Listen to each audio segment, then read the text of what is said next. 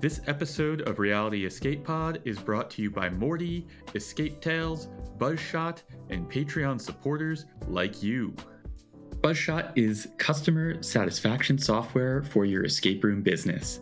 They offer an assortment of pre- and post-game features, including robust waiver management, branded team photos, and streamlined review management for Yelp, TripAdvisor, Google Reviews, Morty, and more. Lizzie from Palace Games in San Francisco has this to say about Buzzshot. We are huge fans of Buzzshot. It is a great time saver and customer pleaser. Our players get their photos right away and no longer have to wait for us to send out each team photo individually. It has saved our staff a ton of time as our follow-up process is now much easier. Plus, Thomas is wonderful and has made every effort to ensure that Buzzshot meets our needs. Streamline your marketing and grow your business at buzzshot.com/repod. That's REPOD. When booking your free trial to get 20% off your first 3 months. Details in the show notes. Welcome to the Reality Escape Pod, your lifeline when you need a getaway from the real world. I'm David Spira, alongside my co-host, PG Law. Together, we're exploring immersive gaming from all angles, and we'll be joined by guests who really know their stuff. Each episode this season, we will be interviewing escape room creators from different countries. Today's guest is from Cape Town, South Africa.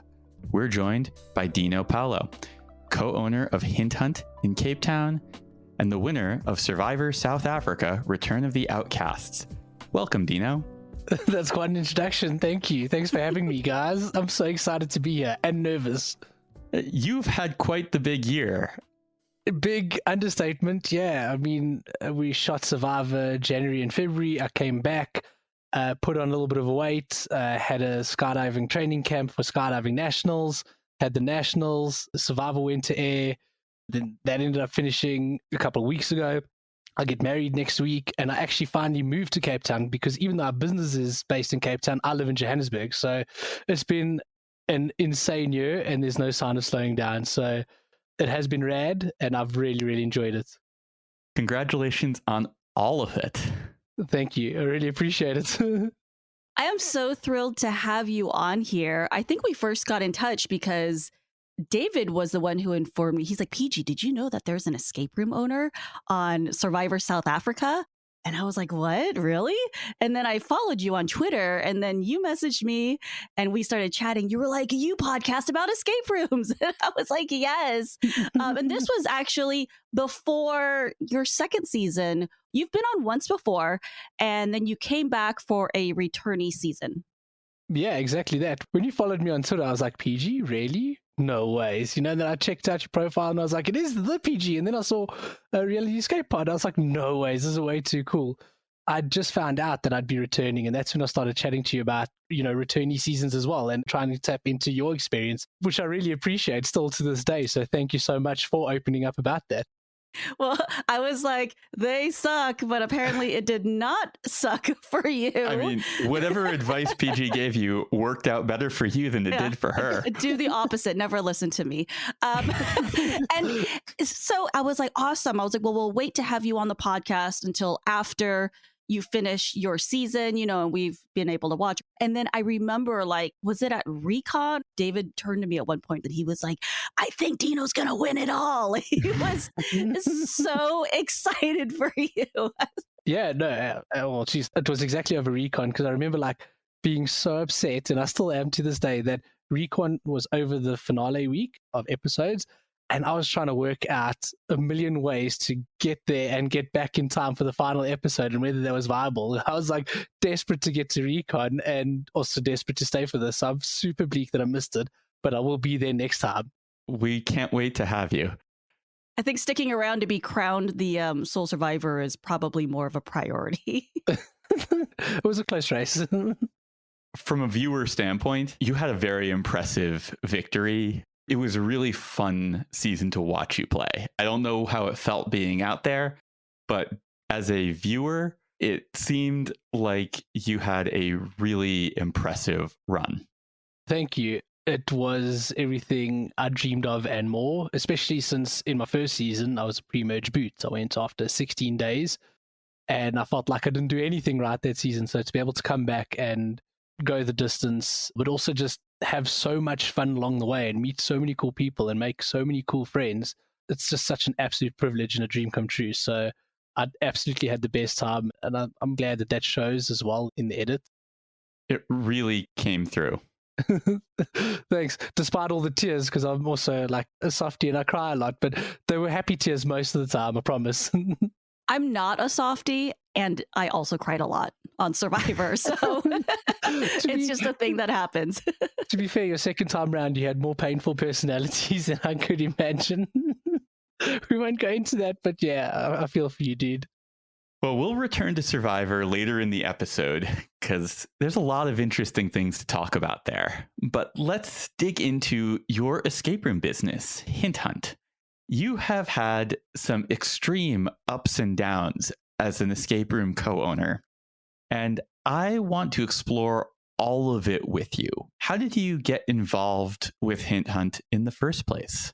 So, to give you a brief history, I wasn't involved in Hinthunt Africa from the start. I actually joined later on. A former business partner, and he's former for a reason, he actually came across the idea and concept in early 2013 and brought it over to South Africa and opened up late 2013. Hinthunt originally started out in London, but to Hungarian creators in 2012. And for frame of reference, for those who don't know, that's more or less before escape rooms were in most places. In 2013, there would have only been one escape room in North America, and that would have been Scrap in San Francisco. So this is very early. Super early, which is weird for South Africans because we're late adopters to everything. You know, like everything happens in the rest of the world, and then we climb in that bandwagon like a couple of years later. So kudos to the original operating partner. He identified an opportunity and brought it here way early on. It was only in late 2015, while I was sitting at work, I used to have some retail stores that a friend of mine who, I mean, he's my best mate, and we just threw ideas around constantly about new businesses we could start. And one day he sends me this link to escape rooms, and I'm like, oh my word, this is so up my alley. I love this idea. This is amazing. And I started investigating the idea, and I saw, articles on how it was such a low startup cost, but it yielded such a high return, and this is why they're popping up all over the place. But I was like, there's no ways I'm going to do this thing on my own or create something new from scratch because I have no experience. I have no knowledge of this whatsoever. So I did some research and I saw there was this Hinthunt in Cape Town, and I started knocking on that door, and I was just like ignored point blank from the original operating partner. And then I just decided to book a ticket to Cape Town and go play the game, where he met me there and we started chatting. We got on, and I ended up buying into the business and starting a branch in Johannesburg. And that's kind of how I got into the escape room business, essentially. So you were just really turned on to the idea and kind of force of personality your way into this existing business. Pretty much. I suppose I used some of my endearing qualities when meeting this guy, because originally he ignored my emails. So pulling in there, testing out the games, he saw maybe as a potential threat and wanted to meet this potential person. And we just ended up getting on so well. And I'd been quite transparent with him about certain things that the Hinthunt head office at the time had said to me that I thought might have been a red flag for him. And I think that transparency and honesty kind of built an immediate trust. And he opened his doors, and I met the other silent shareholders, and they were super happy to bring on this young 25-year-old who might have been a bit of a risk, but for some reason they kind of took a liking to. What kinds of things were the head office saying that might have been not on the up and up?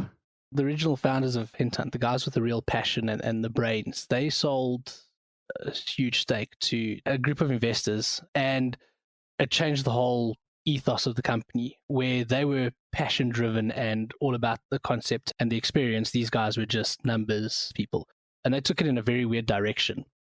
When I was contacting Cape Town branch and getting no response, I decided to contact their head office directly and contact the franchisor directly and see, how I could work my way into a franchisor. And they started saying things like, oh, they've only got a certain region for a certain period of time, and I could have access to a particular set of games that's not in their franchise agreement. And I thought that was a little bit underhanded. I was like, if you're going to give somebody rights to a certain area or rights to the name, I'm like, why would you split up some of your rooms and your experiences, especially that early on, where it wasn't like hugely competitive, So I was quite open and honest with him, saying that, like, hey, they're willing to sell me a franchise in Joburg so long as I use just 2 of their games and not the other 2 that you have. And he was taken aback by that, saying, well, no, my franchise agreement's actually countrywide for Hinthunt. And there was a bit of like underhandedness from the sales guy at the head office at that stage that I thought was offsides, and that's why I thought I'd be quite open and honest about it. Interesting. Over the course of your early years in the business, your company was struggling financially, but it wasn't due to the business underperforming. You were selling tickets. Rather, it was financial malfeasance on the part of one of your now ex-partners. How did you discover what was going on? What was going on? So coming in as a youngster, 25-year-old who's the outsider who's bought into this business, and the 3 original owners are mates who have been mates for over 20 years, in their 40s, had a bit of that imposter syndrome, which, as you can see, is a common theme with me. So I never rocked the boat whenever I saw some red flags. But there was always turnover, but there was never any leftover. And it did raise concerns to the point where Johannesburg branch eventually had to close down. Out of nowhere, we get told by this partner that we're owing millions in rands. For frame of reference, 1 million South African rand is currently 55,000 US dollars. To landlords, we were just owing money left, right, and center. And we were like, oh my word, how did we get into this situation? It almost felt like it came out of nowhere. Although the red flags were there, the sheer extent of it was quite surprising. And for a long time leading up to there, I actually started selling off my assets that I'd accumulated in my previous businesses to try and keep these businesses afloat, thinking that, we're in the same boat. We're striving for a common goal. Meanwhile, there was an incredible amount of theft and mismanagement of funds from his side that I eventually uncovered by having a bit of a discussion with one of the silent shareholders, who's my now current active partner.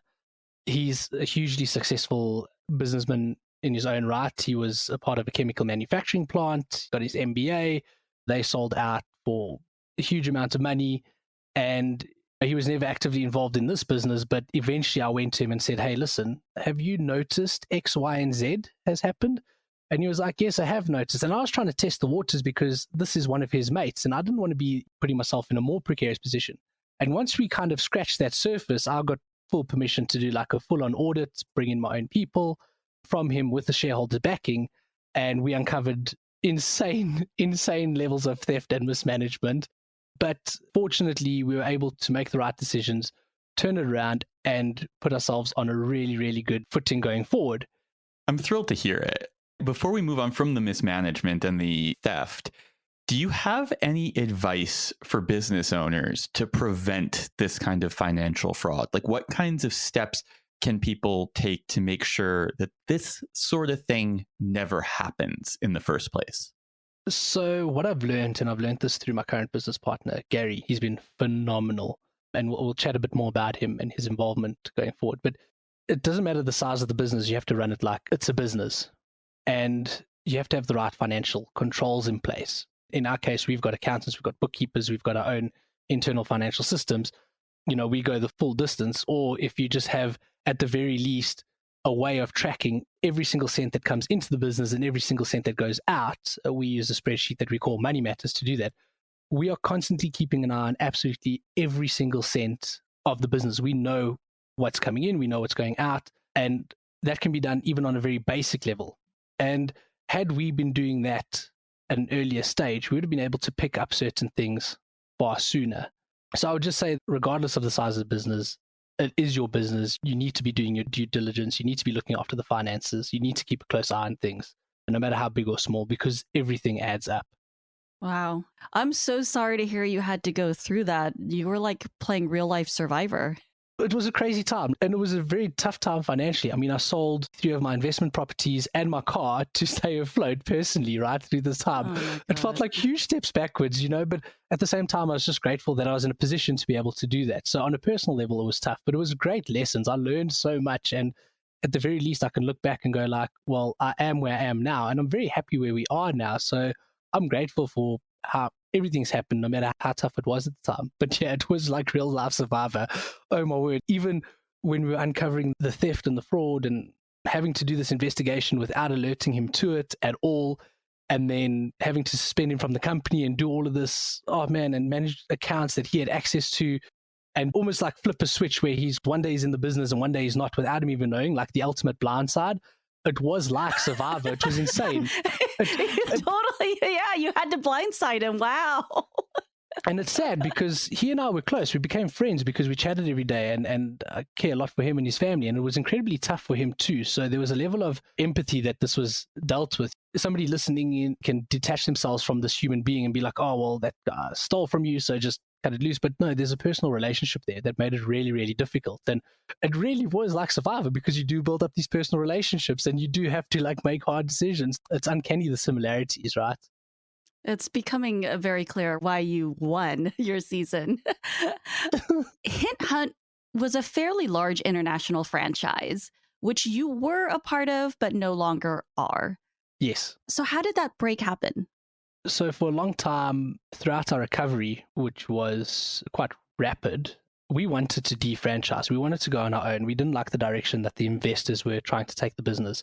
They were trying to manufacture these super, super high-tech, really expensive units that they had access to and control over, and they could be the only ones to run the software and support. And they wanted to sell these units. And it's just not viable for us, not with our currency, not with our challenges that we face here, not with the shipping. It's just not financially viable. And further to that, two of the units that they'd sold us already didn't work well technically because they couldn't offer us the right support. And we couldn't do anything on our side because it was designed in such a way that limited our ability to maintain it, If you can't fix it, you don't own it. Absolutely. That's exactly the way we felt, right? And we always felt like we were at their mercy. And they never came up with enough new experiences for us. At a time where we were expanding and growing, they didn't have new rooms for us. And so we were opening up doubles and triples of their existing themes, which in a market like South Africa, we made it work for us. We pitched it to our audience in a way, or our customer base in a way that it worked for us to say like, hey, you can go head to head in these rooms. It worked well for corporates, but ideally to try and work on a small demographic that can actually afford to play, we needed them to be repeat customers. And, we needed to be able to sell each of our areas to different customers or returning customers. And we couldn't do that with the same theme replicated. So it made things so challenging for us in many, many ways. So we were looking to defranchise for a long time. As we started seeing this great recovery, the world went into COVID, and then that was our next big hurdle. But they ended up liquidating through COVID and closing down the head office, and then we got our independence through that. So it was a really unfortunate circumstance, and there were a couple of smaller franchisees who also closed down because of COVID. But, for us, we got our independence, and I suppose at least we can go forward more positively. So were there benefits of franchising that you did miss, though, after going independent? Not afterwards, no. I think for us, not a business starting out, hugely valuable, especially if you don't know much about the industry, you don't know much about games.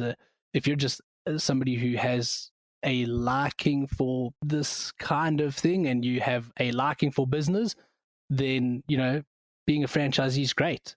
You don't have to worry about too many other things. But you outgrew it. Yeah, we definitely outgrew it. And like I say, we're not on the international standard as yet. We're going to get there eventually, but we've definitely learned more than enough to go on our own and be able to grow in our own way, and managing things ourselves and being able to implement our own systems, our own decisions based on what we know about our market has been amazing for us. It's not to say that we've gotten everything right first time, but it's definitely been more ups than downs. Makes sense. You've just alluded to your desire to level up your games. What are your aspirations for your business at this point? So Gary and I, the current partner and I, we looked at a couple of things. We thought to ourselves, do we go and try and open a number of locations around the country again? Or do we continue to expand where we are? And what's ego, what's not ego? And there's a couple of things that we kind of figured. We're very happy in the location we're in Cape Town at the moment. We're probably in the best location in Africa. Brendan and Teresa from the Room Escape Artist team were just in South Africa. Actually, like the day before you won Survivor, you were hanging out with them. Yeah. And they came back and they told me, one, Dino's games are better than he says they are. And two, his location is perfect. Those are the big things that they took away. What was it about the location that made it perfect? So we originally started out at the old biscuit mill in Cape Town. And Cape Town as a city is fantastic. It's got our highest footfall for tourists annually. It's got not a massive population.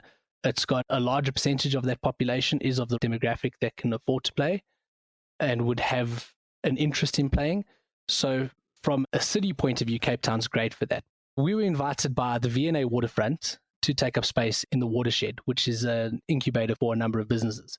And the V&A Waterfront is a massive establishment. It's a mall, but it's more than a mall. It's a precinct, a massive precinct.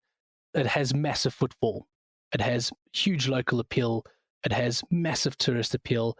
And it's just so beautiful out there. And it's always buzzing, always vibing. It is incredible. It's beautiful. When you say footfall, do you mean foot traffic?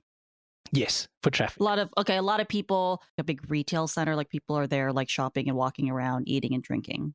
Yes. So for us, we benefited a lot from that appeal. And to be quite honest, we got in there on a favorable deal because they invited us into that space. Our bread is buttered on both sides with the V&A Waterfront, and we couldn't be more grateful for being there. And that's been our saving grace because we had to close down our old biscuit mill site, which was the original location we started because of COVID.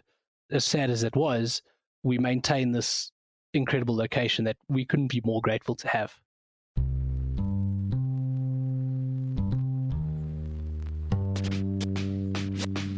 We're taking a moment to thank our sponsor, Morty.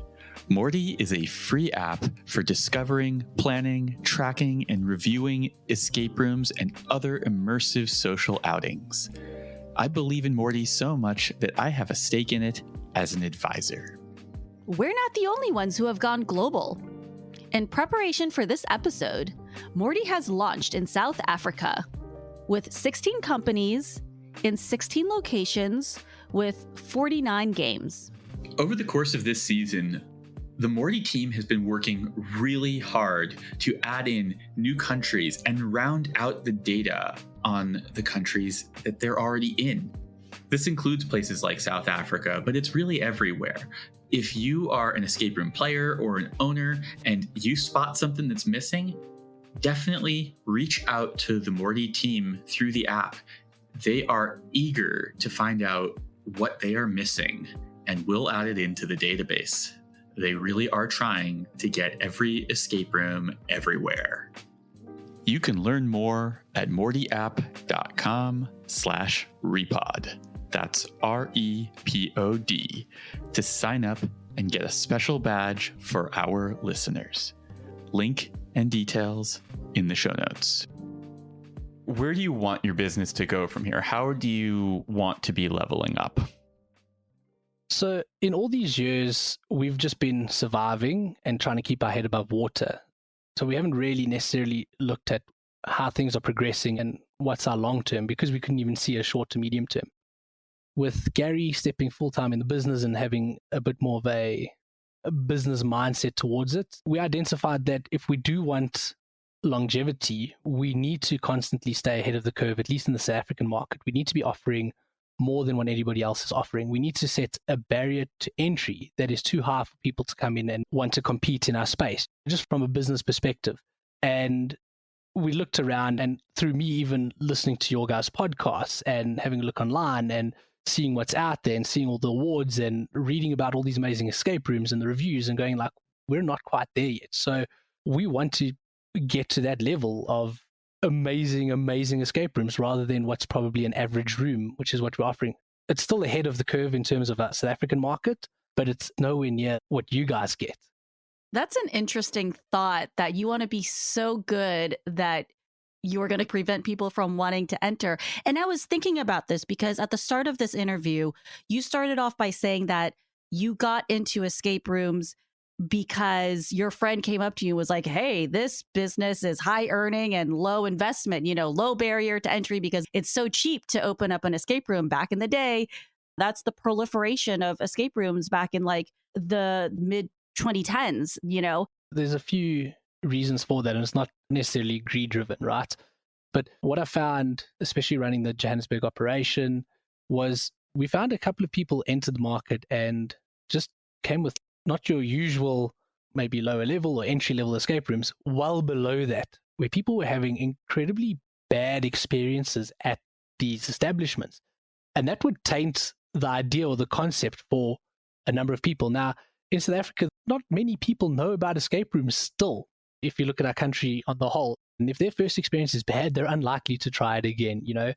So we are super happy to have a few good relationships with really good establishments as well. And I try to have a good relationship with a number of the business owners.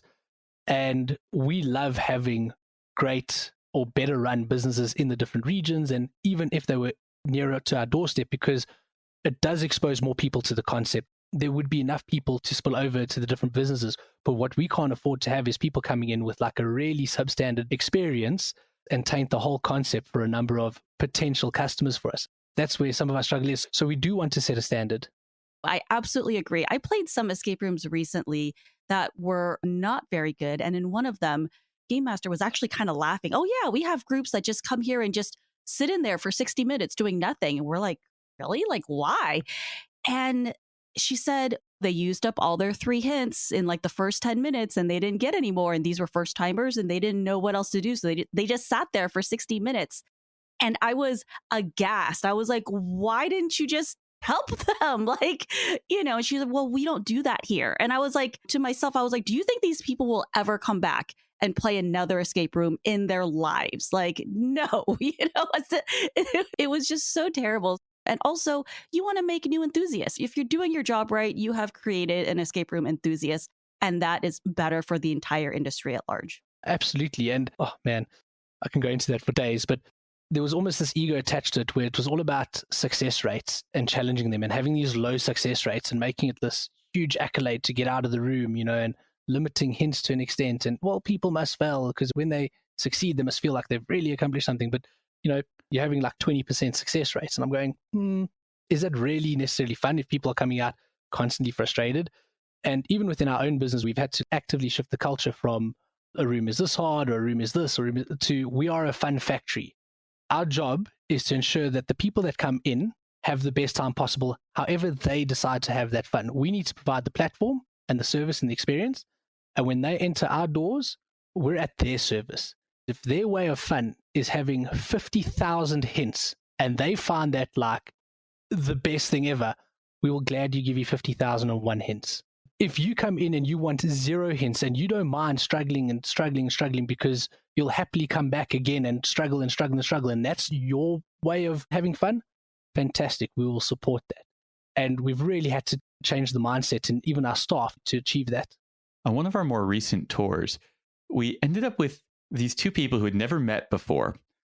And they became kind of this incredible and unlikely duo. And one was a really strong puzzler who just loved to go and solve everything. And the other was somebody who really was there for the experience and didn't care how much they were involved in the solving. They were kind of this delightful odd couple through the tour. They were also booking other games together, and they were both getting exactly what they wanted out of it, which it was a beautiful and unexpected symbiotic relationship. That's actually pretty epic. Yeah, I loved it. And if you would have asked me beforehand, like, who are going to end up being the greatest duo ever, I would never have put these 2 people together. Not in my life. That's actually interesting. And that's one of the great things about escape rooms, right? Is you see so many different skill sets and personalities come together and work or not work together, right? I mean, for you, what is a great escape room partner to you, and what is a great experience to you? For me, I mean, Lisa is sort of my best escape room teammate, and I'm not just saying that to be sappy.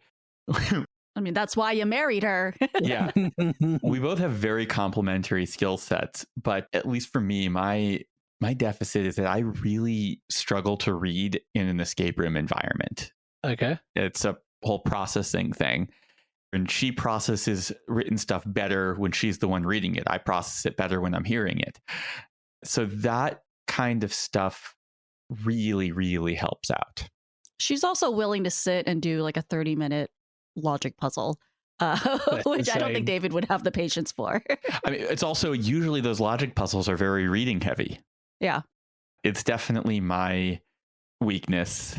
And I would say Lisa's only like real weakness in escape rooms, and she's even gotten stronger with this, is scary horror things, sticking your arm into the dark, mysterious hole.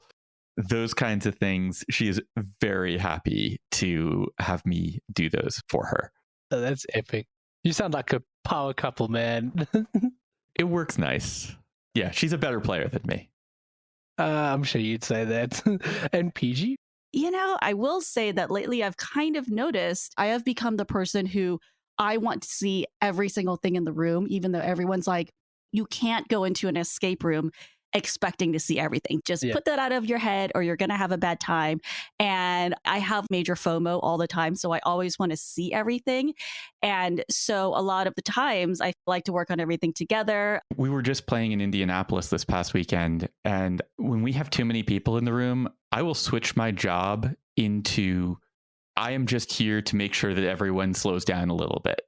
That's what I've been doing. Is I'm like, oh, you're about to solve something. Hey, everybody, come over here. Check this out. This person is about to solve something. When you are in there with an overpowered team, it can go by way too quickly. That's a really good tip. That's my favorite tip that David has shared that I try to drill in. So his advice is always whenever you think something cool is about to happen, make sure you kind of call out a pause. Hey, everybody, I'm about to do the thing. I think something cool is going to happen. Everybody come in, because the worst is like, when did that open? Where did you get that thing from? And then you don't know it and you miss the cool moment. So I really appreciated that piece of advice. I will slow the teams down, and I will sometimes go and I'll put myself in front of the interaction where I know a puzzle is going to solve to, so that no one can put it in there until I have gone and announced like, hey, we're going to go and do a thing right now. And that is a useful way to kind of control the pace if you are on the flip side of the bell curve where the clock is not a problem. How quickly you're moving through it is a bigger problem. In terms of the global escape room community, you are in a bit of a geographically isolated area. And as you've said, it can be difficult and expensive to travel to get inspiration from other creators. So, besides this podcast, which is, of course, going to be one of your best resources for getting inspiration. No, it really, really is. It really is.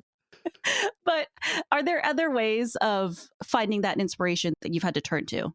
So there's been a couple of community groups on Facebook that I've joined that often pops up with, an interesting article or an interesting viewpoint. But one of the best things that's happened for us is there's a business about an hour and a half away from us that had started called Escape Tricks. And the owner is super switched on, very creative, very technical. And I'd played his rooms and I really enjoyed the puzzles, but you could see that it was maybe a bit hamstrung financially, but super creative puzzles and super enjoyable. And he reached out to me saying, hey, look, he's actually closing his business. Would we be interested in buying his rooms? And I was like, man, I remember chatting to him and he was super cool and super creative. And he wanted to stay in the industry. And we kind of reached an agreement where he's now full-time in our business. He builds and creates experiences for us. He's busy doing his first one for us. And we're super excited with what he's got. And he's been an amazing resource to us because he's far more in tune with what's going on out there. He's done a lot more research. And we're relying heavily on him at this stage to help us get to that next level because he does have the skill set. He does have the creativity. He does have that drive. And he's been an amazing, amazing addition to our team. And we're super grateful for that. So before we switch to talking about Survivor, I have a very important question for you. Why won't you let your business partner put a life-size cardboard cutout of you in the lobby? Oh my word. It's so terrible. Just the idea. And then they downscaled it to something else and it was even worse. I don't know. It's weird. As much as I like Survivor, I don't like that kind of attention. I just find it very strange. Hold up. So from your response, I am assuming that there was, in fact, at some point, a life-size cutout of you in the lobby. No, there was a plan for a life-size cutout in the lobby. And I was like, there's absolutely no way. I'm like, guys, please don't do this to us. Unfortunately, it was going to be a bit expensive to get made for the campaign, they wanted to run a social media campaign with it, to tie Dino, the two you have together. to. You know, honestly, my biggest regret from when I first did Survivor, and also times were different back then. We didn't have social media when I did my first season of Survivor back in 2007, but I refused to capitalize on it for the business. I was so embarrassed. I thought it was the cheesiest thing. And I really regret not using that 15 minutes of celebrity to boost my business anymore. I have a jewelry business. And, you know, at the time, I just absolutely refused. You feel like you're selling out. It feels really hokey or cheesy, but I'm like, you've got to, you know, and I have gotten business from it. And so I don't think there is anything. I would, in fact, really love to see a life-size cutout of you in the lobby.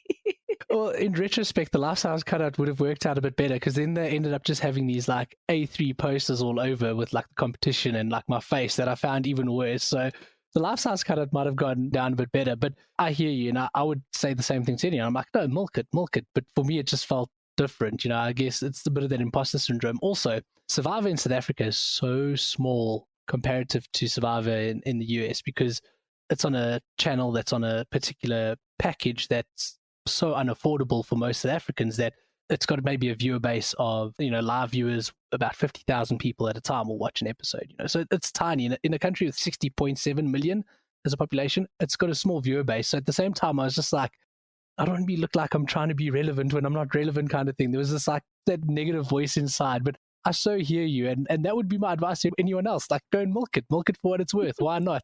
I do know that you know what it's like. It feels a bit different when it's you.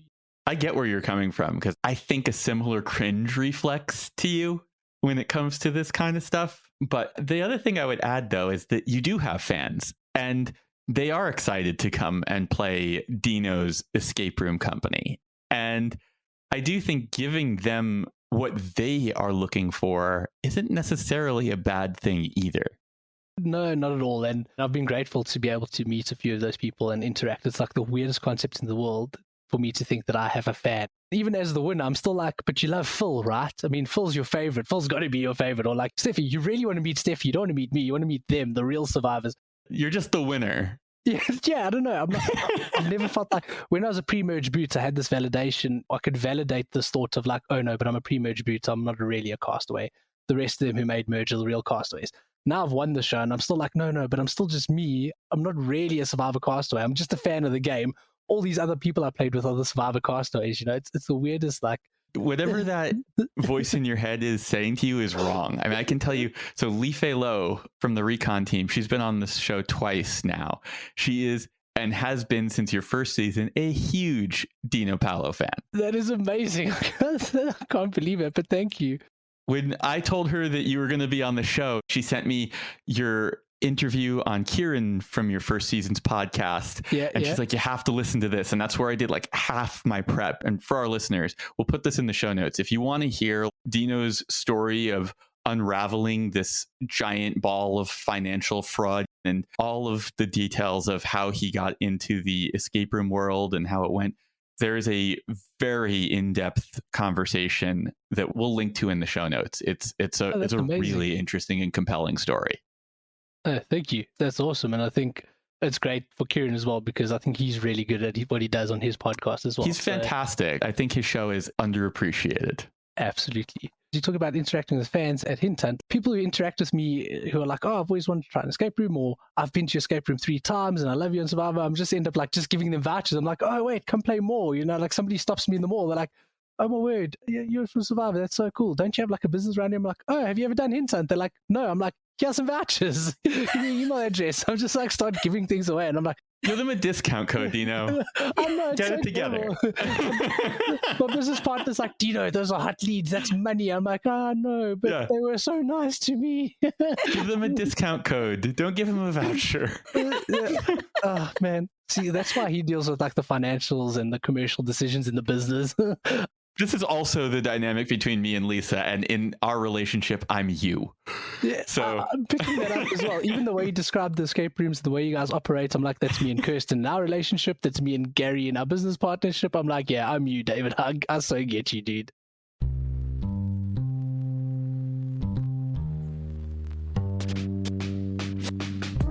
Escape Tales is a tabletop escape room series with a focus on strong story and puzzles.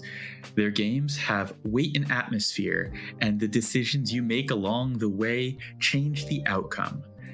They are each crafted by the folks behind Lock Me and the Escape Room World Championship. They really know escape rooms and love them, and it shows in their product. Escape Tales feels about as close to a real-life escape room as you can get on the tabletop. The Escape Tales series is an escape room board game that you can play at home, and it plays like a cross between a choose-your-own-adventure narrative story, a point-and-click adventure game, and an escape room. Their mechanics are really clever. You can search a room and discover either items, puzzles, or story points. And the choices you make really do impact the game. I really recommend this game. I loved playing it, and it feels like playing a 5-hour escape room with a lot of story. I'm not surprised that you loved playing it so much. The guys who made it have been in the escape room space about as long as I have. And they have created Lock Me, they've created the Escape Room World Championship, they have played a lot of escape rooms. So they have really been around the block, and I have had lots of conversations with them over the years, and I know that they're coming from a really similar place that me and Lisa are, both in terms of history with escape rooms and also love for them. You can buy any installment of the Escape Tales series at store.boardanddice.com. Board & Dice is now shipping from both the United States and the European Union, so your games will not get held up in customs. Use discount code RoomEscapeArtist at checkout to receive a generous 25% off your purchase. Details in the show notes. Well, let's talk Survivor a little bit. All right, Dino. So you have competed twice on Survivor South Africa. And for those who aren't familiar, this is a South African production. So it is not Survivor like the one we have in the US that is taking place in South Africa. This is actually a separate show. It has a different host, and it's one of the many different international survivors. We also have Survivor Australia, which again is an Australian production. So what kinds of differences are there between the shows? Because you are a super fan, right? I've had the tagline superfan, but by like superfan standards, I'm not a superfan. I don't know everything. Same. I know a lot by like South African standards, but in the community, I'm like, wow, I can't remember those details like everyone else. But I am a massive fan of the show, and I have been for a long time. But some of the major differences, one is that our crew is a third of the size. Our production has minimal budget compared to both Australian Survivor and US Survivor. What US Survivor's budget is on 2 episodes, that's our entire season budget. Are you sure? Because I feel like American Survivor budget has been shrinking. I know that was accurate as of 2019. So at that point, I know it was accurate at that point. Our crew is 150, and I think the US crew, what I've read, is about 450 from what I understand. I think it's around there, if I'm not mistaken, but I do know that our crew is tiny. So our production on the whole is smaller. However, having chatted to the crew, and a lot of our crew works on the US Survivor, they work on Expedition Robinson, a lot of our camera crew does work on Australian Survivor. So they've been around, they're involved in all these things.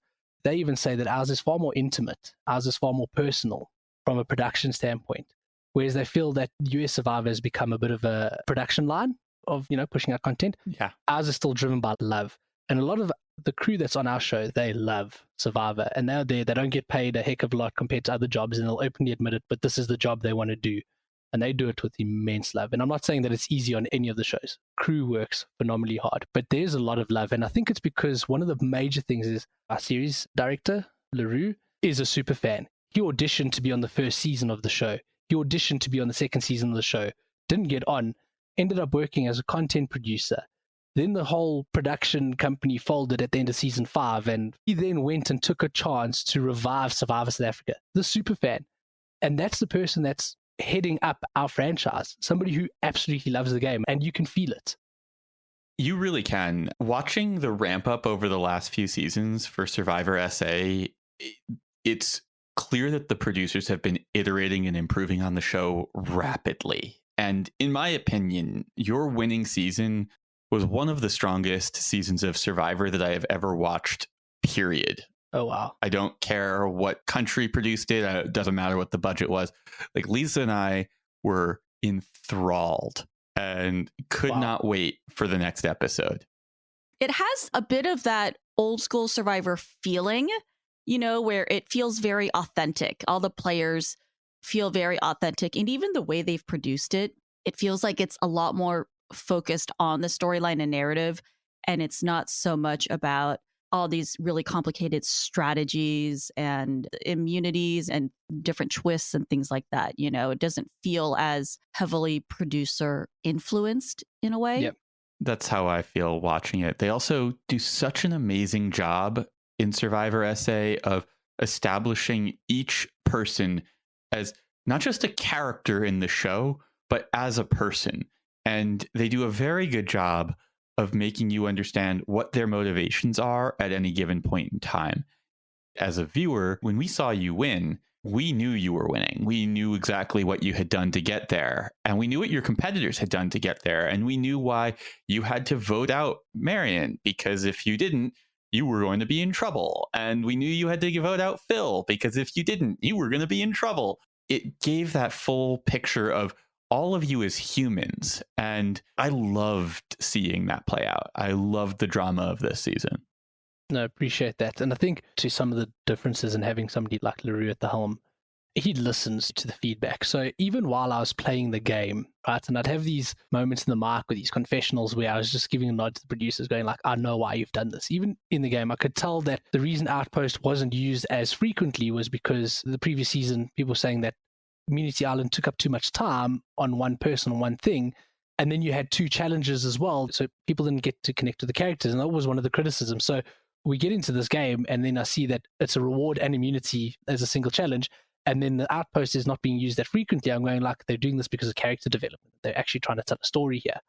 And they pick that up in the game. And I think that's the difference. Rue and them really listen to the audience. You're never going to please everyone, but he tries to take that feedback on board and say like, okay, cool. How can we do this better? I think the other thing that they do is that they're not hell-bent on blindsiding the audience. And I think Australian Survivor is probably most guilty of that. Maybe to the detriment of not having this massive surprise at Tribal Council, but at least you have a more accurate story going in there and you understand why certain things have happened. So you don't have that question mark later on. I think that this way is better because then the intrigue and the interesting part is how it goes down or how it fails if it ends up getting turned on its side. The drama is just coming from a different place. And I personally prefer the more human side of it rather than the surprise side of it. I don't need to be shocked every episode. Yeah. And I think a good cast and a good format will give you that suspense and that wow factor or surprise factor on its own without production having to try and shove it down your throat. It's not to say that our production gets it right every single time and they're going to please everyone, but I know there's a conscious effort to please an audience or to cater to an audience. And I think Shannon Gus says it quite well, to speak up to the audience rather than speaking down to it. I agree. Shannon Gus is a host on the podcast. Rob has a podcast which covers Survivor, and Shannon Gus specifically covers international Survivor. And she does a lot of really fantastic interviews. We'll put links to that in the show notes as well. Now, is Survivor South Africa the same length as what Survivor used to be? How long does it go on for? So it's now since season 6, since the reboot, it's 39 days. And this most recent season, all of those episodes, I believe they aired over the course of 39 days in real life as well. I was the one that figured that out somehow randomly, and I messaged our producer. I was like, LaRue, because I know he geeks out about this stuff as well. I was like, did you notice that this has just happened, that it's exactly 39 days? He's like, no ways, that's too cool. It's so rad as well because people can get a sense of how long it is to actually be out there, because especially with the episodes airing 4 times a week, it was quite tiring and consuming and exhausting, even for a viewer, right? And by the end of it, people are like, wow, there was a good season, but it's over. And it's like, yes, that's the sense we get as well. When we're in the game for 39 days, it's go, go, go, go, go. And that's the length of time we had to sit there and people go, wow, that's actually really long. It gave a good reference point. So instead of Jeff Probst, Survivor has Dino Panaggio, which I embarrassingly, not this was not embarrassing at the time, but I had just started watching Survivor South Africa. And of course, whenever I start watching Survivor, I can't help but tweet about it. And I was like, if I had known how hot the host was, I would have started watching Survivor South Africa a long time ago. And then Dino decides to like reply to my tweet, but then he tags Nico in it. And Nico replied today. I know, and then Nico replied today, and I was like, "Oh my god!" Like, I mean, this man is, and it was. So I got kind of excited, but also a little embarrassed. No, it's okay. He gets it all the time. I mean, even in the game. Yeah, I'm sure, because this is a very attractive man. Yeah, no, and he's even better in person. No, it's crazy. He does this crazy smolder thing, like you hit the mats and then we have to wait for all the camera crew to get all their shots, and he just does this like smolder things, and he's just like, no guys, watch my eyes, and we're like, of course we're gonna watch your eyes, we're gonna watch all of you, bro. Like, doesn't care. Like we all like kind of there like melting. Yeah, he's a good looking guy, he's a great person as well, and I think that adds to it, and he's a really good host, but he's super cool, and we're lucky to have him as a host. And he too is a massive fan of the show. He applied for season 1 to be a contestant on the show and didn't make it because he was an actor and told he was too famous. So we're just surrounded by these people who love the game, and I think it's just such a privilege. But yes, he's phenomenally good looking, Peach.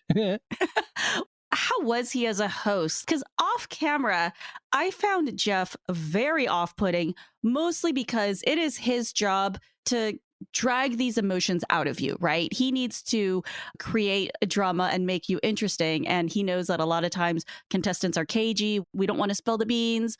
Or, there's times when I'm very upset.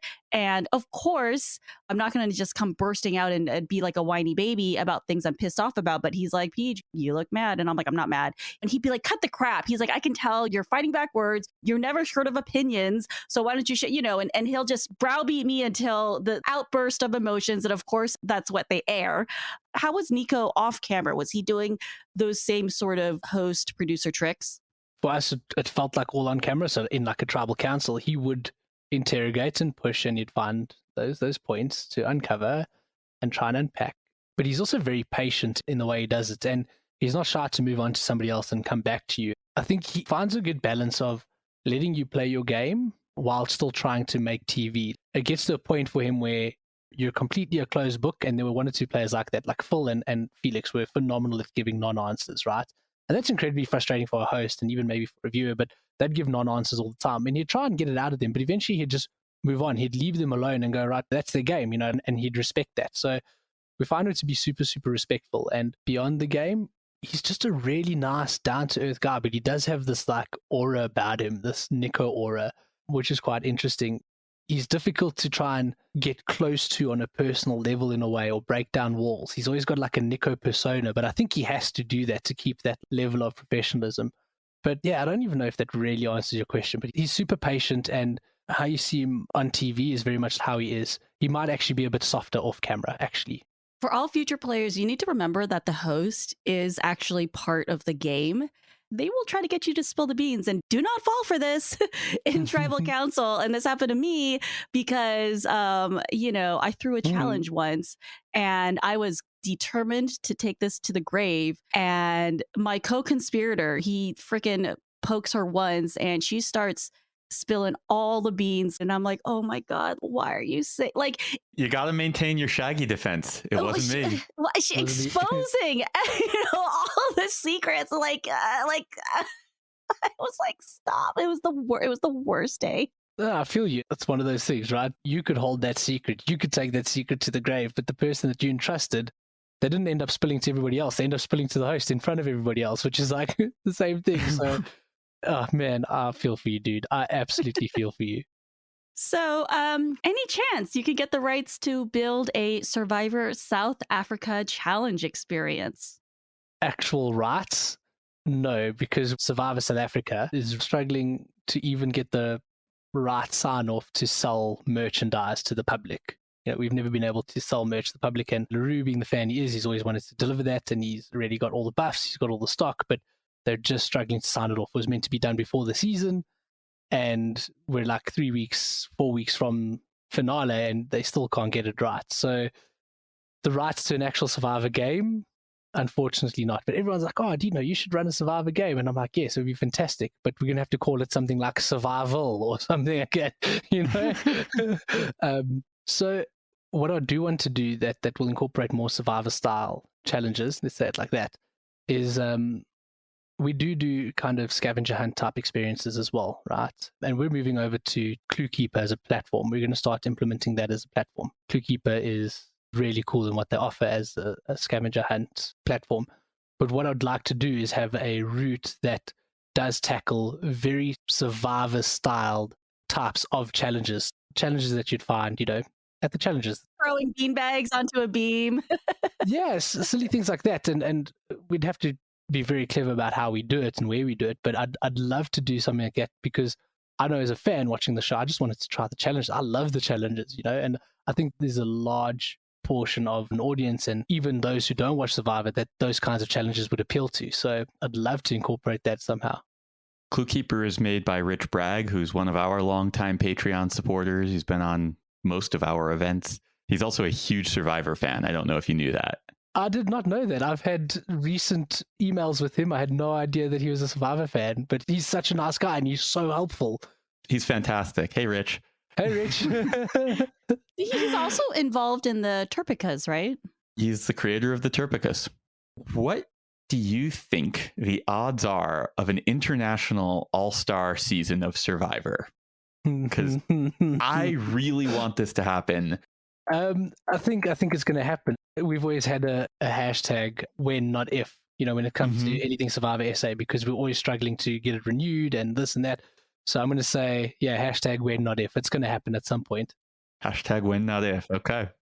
From a South African standpoint, I just don't know if we have the buying power with our low currency conversion and low budgets to be able to attract some of the big names. Because as far as I understand it, you'd have to do it as Survivor South Africa and then invite all of the all-stars on, and you make it a theme where you invite people from different countries. Australian Survivor invited Sandra, they've had Russell Hance, but it's always been Australian Survivor, so they'd have to produce it their way. Or US Survivor, CBS would have to do it their way and invite. So it wouldn't be necessarily a joint effort, but one of the franchises would have to pick the idea up and run with it. I'm not sure who it's going to be. I would have pictured, if anyone, Australia first, but yeah, we'll have to see. I want the like Spider-Man No Way Home version of this where we have Jeff and Nico and Jono all in the mix. Can you imagine? Oh, I can't even imagine. All right, let's spread the love a little bit. What are some of your current favorite games in South Africa that you didn't create? I do have a favorite. There's a company called Brainwaves Escape in Centurion, which is Gauteng province, which is the province I'm from. It's called Saving Sherlock, and it's definitely been my favorite escape room that I've played. I mean, it's a classic detective mystery type game, but it's got such a great variation in puzzles and puzzle types. It's got a couple of dexterity puzzles, and I kind of like dexterity as well. And she's done so much to theme the room, and her business is always the one that I recommend people go to. And all of her rooms are really, really good, and we chat quite regularly. And yeah, man, I highly recommend. There's a friend of mine who has a business called #Escape, also in Gauteng, so Johannesburg side. And although perhaps on a slightly lower budget, his games are still very cleverly put together, and you'll find some interesting puzzles and puzzle combinations. So there are a few out there. And then the gent that joined us, I mean, his business unfortunately closed, but I was a fan of his games. We couldn't bring them all on board. But when his business was in Paarl, I really enjoyed his Ancient Portal game. And the fact that he handmade all the props like blew me away. What comes next for you? We're actively trying to upgrade our facilities. We're busy overhauling our Game Master control rooms. We want to give them something absolutely epic because we're at this point where we expect a lot of them, and to be able to expect a great deal from them, we have to give them the best support possible. So we want to give them like an environment that they're super stoked to be in and be a part of. And then it's just an overhaul of our entire facility, really, from intra area / lobby to the hallway, to making that all more immersive and thematic, to our game rooms. We've got big plans. We've got a really cool game coming up from the mind of Quibus, the gent that has joined us, called Marble, which is a bit of a Marvel spoof, a superhero spoof game that he's come up with that I'm super excited about. So Marble instead of Marvel. Yes. Love it. And by the way, he's been a long time listener of your podcast as well, by the way, and a big fan. So yeah, I'm like I say, we're so privileged to have him as part of our team, and I'm very excited. I'm thinking that, the game that he's got designed and what he's taken me through, I feel like this really is our step towards where we want to be. We can't wait for it to happen. And yeah, that's all in the works. So we've got a lot going on, and we're super, super grateful to be busy in this way. It's so exciting. And where can people find you on social media if they want to follow you and see what you're up to? So from a business perspective, it's at Hinthunt Africa. Follow us on Instagram. Personally, you can follow me on Instagram at that guy Dino, or on Twitter at also Dino. Okay, and we will put links to all of that in the show notes. Dino, thank you so much for joining. This has been a long time coming, and it's been a pleasure having you. Thank you so much for having me. The Reality Escape Pod is produced by Lisa Spira, edited by Steve Ewing of Stand Inside Media, and brought to you by RoomEscapeArtist.com, your home for well-researched, rational, and reasonably humorous escape room and immersive gaming content and events. Hi, folks. It's that time again. You know the one where we ask you to back us on our Patreon. Now, I know that everyone has Patreon request fatigue. I have it too. And I know that you're used to hearing that it takes a lot of work to make this content and that the money goes a long way. But it really is true. All of the things that we're doing take a lot of time, a lot of effort, a lot of money. And the support that we get from our Patreon community is invaluable. If you have the money available and love what we're doing, please do consider backing us on Patreon. It means more than I think you realize. Thanks. If you have been enjoying the content on Reality Escape Pod, David and I would really appreciate a 5-star rating and review on Apple Podcast or Spotify. It really goes a long way towards helping us market the podcast and growing this podcast. We'd like to take a moment to thank our highest tier sponsors, Derek Tam, Breakout Games, Jonathan Driscoll, Pat Toupin, Rex Miller, Paula Swan, Scott Olson, and Byron Delmonico. It was about 11 days before I left for my returnee season. I was visiting my family down in Durban, and Durban is about an hour and a half's drive from where we shot season 8. And down the road was a friend of mine who was visiting from the UK, who's a super fan, who I'd met before I'd even been cast. And I said, cool, I'm going to take him, my brother's friend, to our Zamba and Vuna beaches so that he can see where we shot season 8. Down the road from there was actually an escape room at the hotel that we stayed at after filming. So we were like, okay, cool, we're going to go visit the Zamba and Vuna beaches, and then we're going to go and play an escape room. What ends up happening is, if we were on the Zamba tribe, cross this river mouth every single day, whether it's a challenge or tribal council, it was an absolute mission. That's why it was never used as a merged tribe beach. And we decided, okay, we're going to cross this river mouth, get to Zamba Beach, and unfortunately the waters were quite rough, the current was quite strong. My brother, his friend, and I crossed relatively no problem, and Sheldon, our superfan friend, unfortunately struggled to the point, and I know I'm busy giggling here because it has a good ending, but we start realizing that the guy starts to drown, literally starts drowning in this river mouth that we used to cross in this game. And I'm like, oh my God, I'm about to kill this guy. I've just killed this guy. So I dive in. I'm not the strongest swimmer in the world.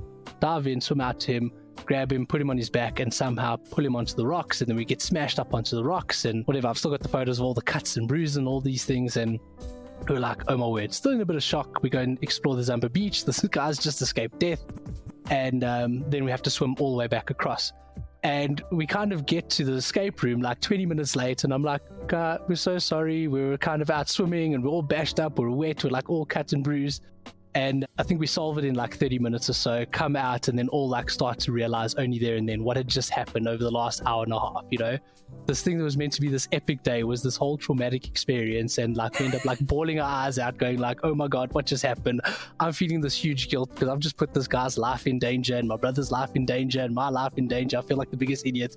But all we could think about was getting back in time so that we didn't miss our booking for the escape room. I know it's not like the most fantastic, well-rounded story, but I thought it was a great way to type both escape room and survivor in one. It was mental.